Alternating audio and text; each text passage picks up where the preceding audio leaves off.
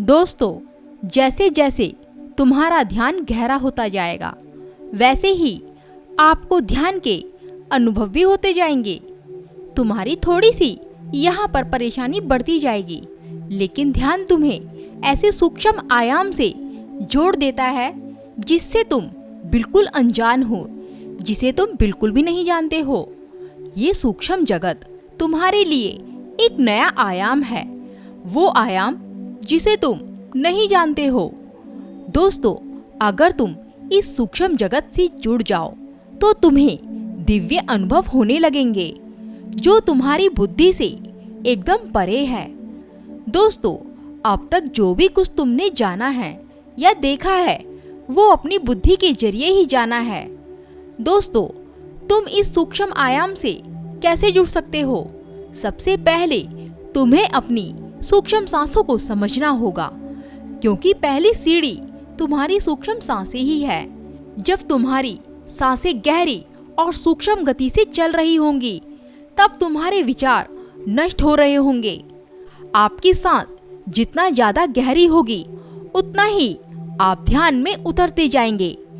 गहरी सांसों के जरिए आपकी बुद्धि में जितने भी विकार हैं, वो सब नष्ट होते जाएंगे। विचारों का माया जाल ही हमें कुछ देखने नहीं देता है। विचारों की परत इतनी मोटी होती है कि हमें उस आयाम में झांकने ही नहीं देती है।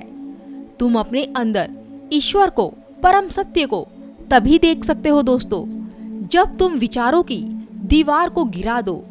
ईश्वर परम सत्य विचारों की दीवार के पार ही है। जब तक ये दीवार नहीं गिरेगी, तब तक आपके अंदर कोई भी सन्नाटा नहीं होगा, या यूं कहूं, जो ईश्वर है वो सन्नाटा ही है। दोस्तों, तुम्हें एक बात और मैं बता दूं, आपके छोटे से सर में लगभग 7 करोड़ सेल्स है। आपके सर में एक एक सेल्स की जबरदस्त पावर है। ये तुम्हारी सुपर कंप्यूटर की हार्ड डिस्क से भी ज्यादा पावरफुल है। पूरी दुनिया का ज्ञान एक ही आदमी के दिमाग में आ सकता है।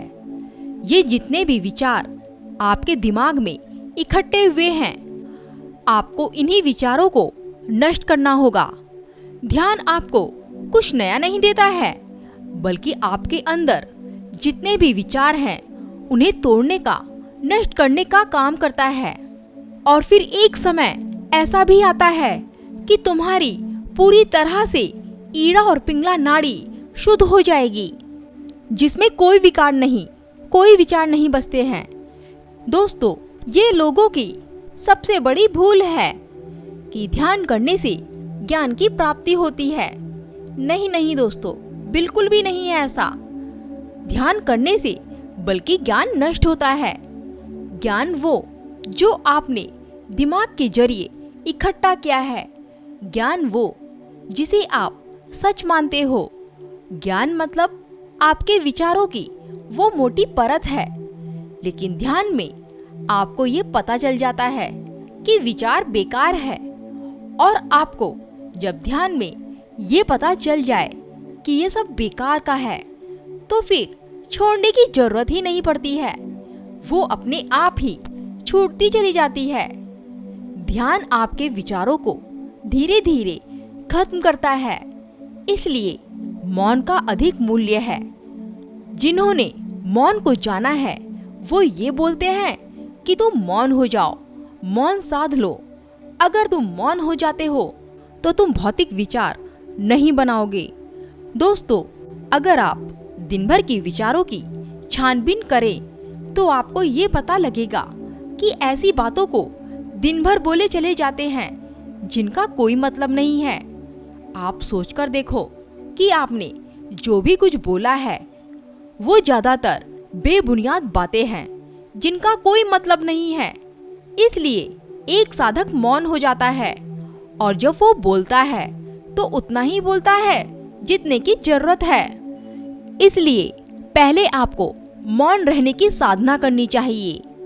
फिर आपके अंदर जो विचारों की परतें जमा है, वो अपने आप ही गहरी सांसों के जरिए गिरती चली जाएंगी। शुरुआत में आपको भारी मौन से शुरुआत करनी चाहिए।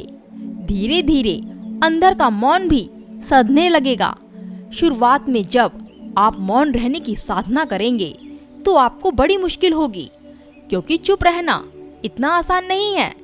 अगर आप चुप रह भी गए तो पहले से ज्यादा आपका मन और ज्यादा बेचैन हो जाएगा। खैर, कोई भी साधना इतनी जल्दी फल नहीं देती है, थोड़ा समय तो लगता ही है।